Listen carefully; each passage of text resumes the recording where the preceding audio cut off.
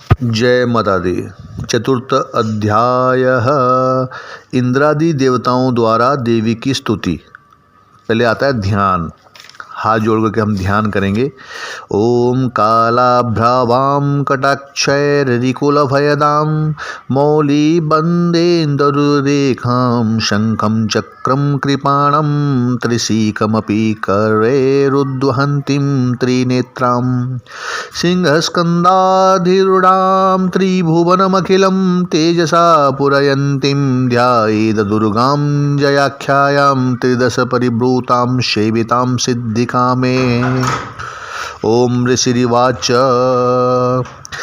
सिद्धि की इच्छा रखने वाले पुरुष जिनकी सेवा करते हैं तथा देवता जिन्हें सब ओर से घेरे रहते हैं, उन जया नाम वाली दुर्गा देवी का ध्यान करें। उनकी श्री अंगों की आभा काले मेघ के समान श्याम है। वे अपने कटाक्षों से शत्रु समूहों को भय प्रदान करती हैं। उनके मस्तक पर आवद्ध चंद्रमा की रेखा शोभा पाती है। वे अपने हाथों में शंख चक्र कृपाण और त्रिशूल धारण करती हैं। उनके 3 नेत्र हैं। वे सिंह के कंधे पर चढ़ी हुई हैं और अपने तेज से तीनों लोगों को परिपूर्ण कर रही हैं। तब ऋषि क्या कहते हैं? अत्यंत पराक्रमी दुरात्मा महिषासुर तथा उसकी दैत्य सेना के देवी के हाथ से मारे जाने पर इंद्र आदि देवता प्रणाम के लिए गर्दन तथा कंधे झुकाकर उन भगवती दुर्गा का उत्तम वचनों द्वारा स्तवन करने लगे। मतलब भगवान सभी देवी देवता अपने आप को झुका करके और माता का स्तुति करने लगे, है ना।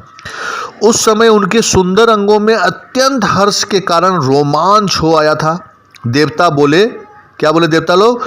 संपूर्ण देवताओं की शक्ति का समुदाय ही जिनका स्वरूप है तथा जिन देवी ने अपने शक्ति से संपूर्ण जगत को व्याप्त कर रखा है, समस्त देवताओं और महिषों की पूजनीय उन जगदम्बा को हम भक्तिपूर्वक नमस्कार करते हैं। वे हम लोगों का कल्याण करें। जिनके अनुपम प्रभाव और बल का वर्णन करने में भगवान शेषनाग, ब्रह्मा जी तथा महादेव जी भी समर्थ नहीं है, वे भगवती चंडिका संपूर्ण जगत का पालन एवं अशुभ भय का नाश करने का विचार करें।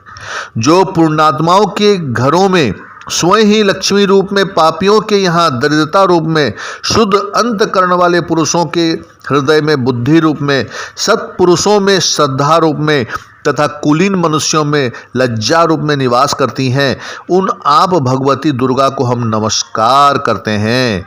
हे देवी, आप संपूर्ण विश्व का पालन कीजिए।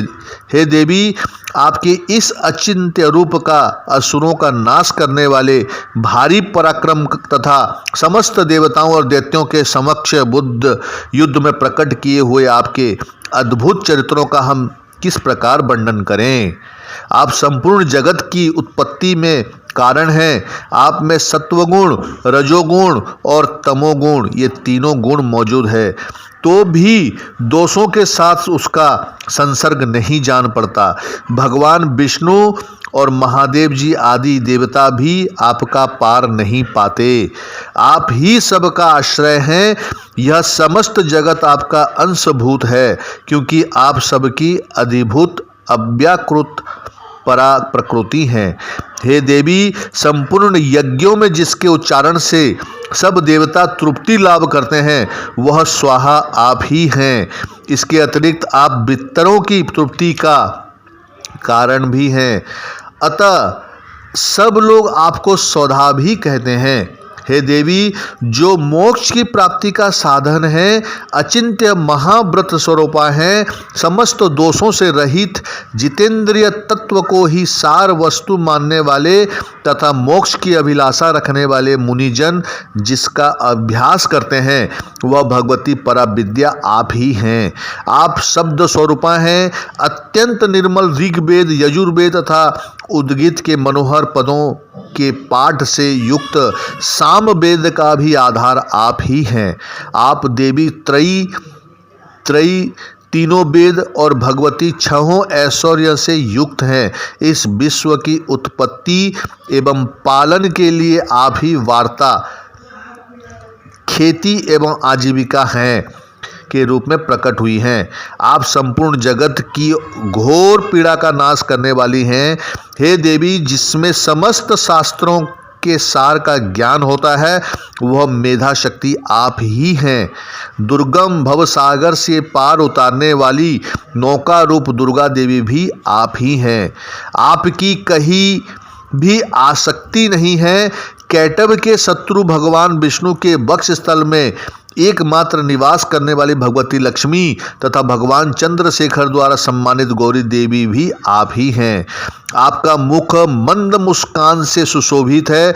निर्मल पूर्ण चंद्रमा के बिंब का अनुकरण करने वाला और उत्तम सुवर्ण की मनोहर कांति से कमनीय है।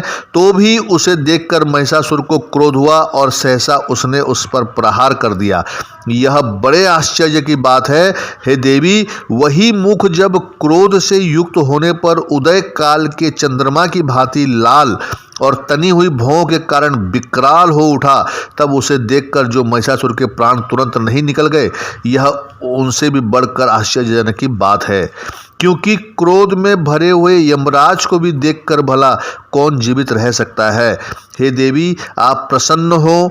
परमात्म स्वरूपा, आपके प्रसन्न होने पर जगत का अभ्युदय होता है और क्रोध में भर जाने पर आप तत्काल ही कितने कुलों का सर्वनाश कर डालती हैं। यह बात अभी अनुभवों में आई है, क्योंकि महिषासुर की यह विशाल सेना क्षण भर में आपके कोप से नष्ट हो गया है।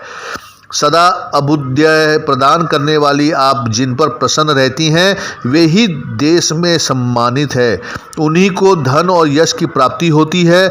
उन्हीं का धर्म कभी शिथिल नहीं होता तथा वे ही अपने इष्ट पुष्ट स्त्री पुत्र और भूत्यों के साथ धन्य माने जाते हैं। हे देवी, आपकी ही कृपा से पुण्यात्मा पुरुष प्रतिदिन अत्यंत श्रद्धापूर्वक सदा सब प्रकार के धर्मानुकूल कर्म करता है और उसके प्रभाव से स्वर्गलोक में जाता है। इसलिए आप तीनों लोकों में निश्चय ही मनोवांछित फल देने वाली हैं। हे माँ दुर्गे, आप स्मरण करने पर सब प्राणियों का भय हर लेती हैं और स्वस्थ पुरुषों द्वारा चिंतन करने पर उन्हें परम कल्याणमय बुद्धि प्रदान करती हैं। दुख, दरिद्रता और भय हरने वाली देवी, आपके सिवा दूसरी कौन है जिसका चित्त सबका उपकार करने के लिए सदा ही दयाद्र रहता हो।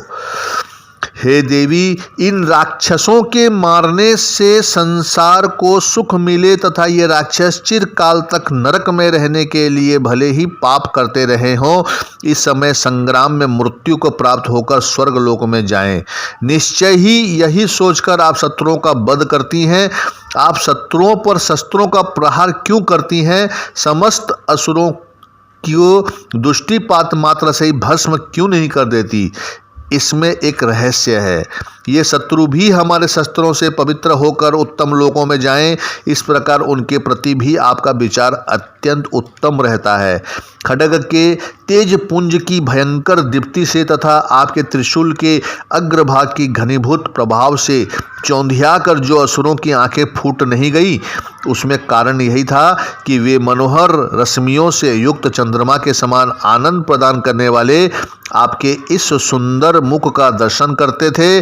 देवी, आपका शील दुराचारियों के बुरे बर्ताव को दूर करने वाला है।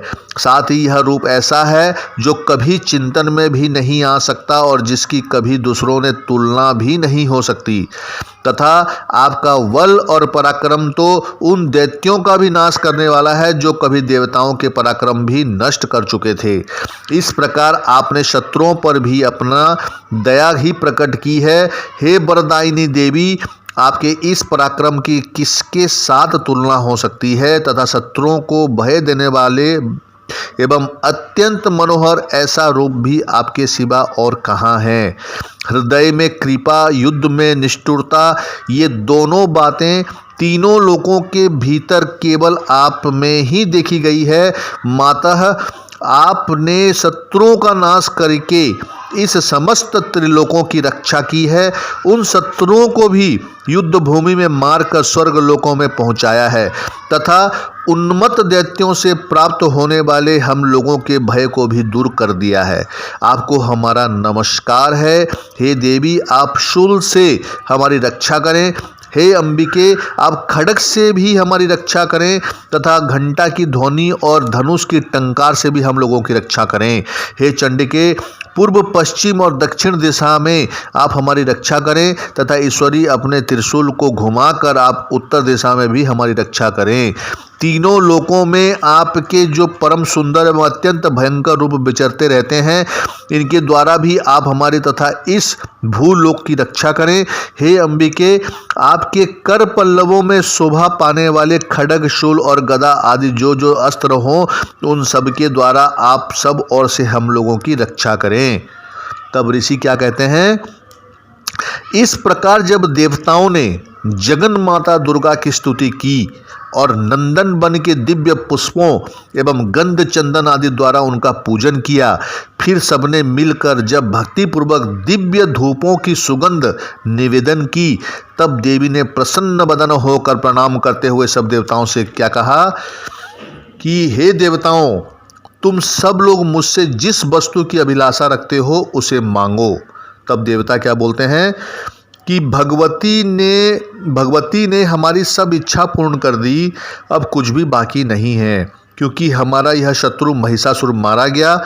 हे महेश्वरी, इतने पर भी यदि आप हमें और वर देना चाहती हैं तो हम जब जब आपका स्मरण करें तब तब आप दर्शन देकर हम लोगों के महान संकट दूर कर दिया करें तथा प्रसन्न मुखी अंबिके, जो मनुष्य इन स्तोत्रों द्वारा आपकी स्तुति करे उसे वित्त, समृद्धि और वैभव देने के साथ ही उसकी धन और स्त्री आदि संपत्ति को भी बढ़ाने के लिए आप सदा हम पर प्रसन्न रहें। देवताओं ने ऐसा वर मांगा देवी से। तब देवी क्या बोलती है? तब ऋषि क्या कहते हैं कि राजन, देवताओं ने जब अपने तथा जगत के कल्याण के लिए भद्रकाली देवी से इस प्रकार प्रसन्न किया, तब वे तथास्तु कहकर वहीं अंतर्ध्यान हो गई। मतलब देवताओं ने जो भी वरदान मांगा, देवी ने तथास्तु करी और वहां से अंतर्ध्यान हो गई। भूपाल, इस प्रकार पूर्व काल में तीनों लोगों का हित चाहने वाले देवी जिस प्रकार देवताओं के शरीर से प्रकट हुई थी, वह सब कथा मैंने सुनाई। अब पुनः देवताओं का उपकार करने वाली वे देवी दुष्ट दैत्यों तथा शुंभ निशुंभ का वध करने एवं सब लोगों की रक्षा करने के लिए गौरी देवी के शरीर से जिस प्रकार प्रकट हुई थी।